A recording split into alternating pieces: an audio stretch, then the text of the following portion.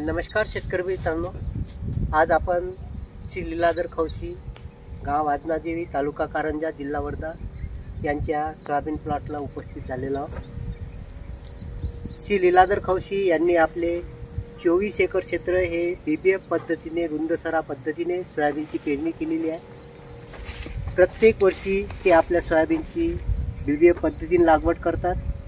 याबद्दल त्यांना या पद्धतीने लागवड, पारंपरिक पद्धतीपेक्षा BBF पद्धतीने सोयाबीनची लागवड केल्यामुळे कोणता फायदा झाला याबाबत आपण त्यांच्याकडून सविस्तर जाणून घेऊया.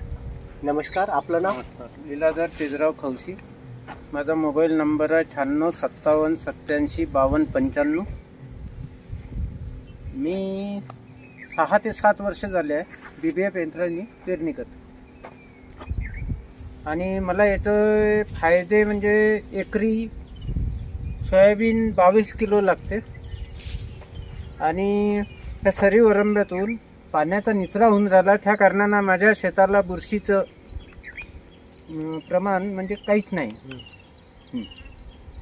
आणि तुम्ही जे BBF पद्धतीने लागवड केली यामध्ये जी सरी पडते आहे, हा, त्याचा फायदा कोणता आहे तुम्हाला? पाण्याचा निचरा होते, गादी व वाफ्यावर सोयाबीन राहते, त्याच्यानं बुरशी लागत नाही सोयाबीनला. तुम्हाला एकरी बियाणं किती किलो लागतं? 22 किलो.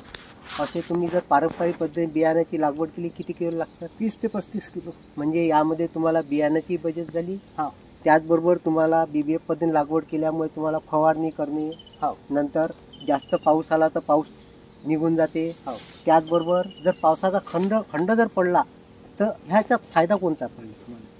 ह्या बेडमध्ये जे पाणी राहते त्याचा आमच्या ह्या सरी वरंब्याला त्याचा बेनिफिट आहे. म्हणजे ओलावा टिकून राहते. म्हणजे जास्तही पाणी पडलं तर पाणी निघून जाते ना. कमी पाणी जर राहिलं तर बेडला सपोर्ट करते. यावर्षी तुम्ही आपल्या किती एकर क्षेत्र आहे तुमचं? टोटल 24 एकर आहे. 24 एकर मध्ये पूर्ण तुम्ही BBF. आणि रब्बी मध्ये जर तुम्ही कोणतं पीक घेणार आहे? चना. ते सुद्धा तुम्ही यात BBF. तुम्ही इतर शेतकऱ्यांना थोडं याबाबत काय सांगू शकाल? म्हणजे त्यांनी पण असंच करायला पाहिजे, BBF पद्धतीने लागवड करायला पाहिजे. यावर्षी तरी भरपूर काही हे झालं आहे, परिवर्तन झालं आहे याच्यात. मी 60 ते 70 एकर दुसऱ्यांची मी जमीन पेरून दिली आहे यावर्षी. बरोबर. म्हणजे तुमच्या BBF यंत्राने तुम्ही इतर शेतकऱ्यांचे सुद्धा 60 ते 70 एकर पेरणी करून दिली.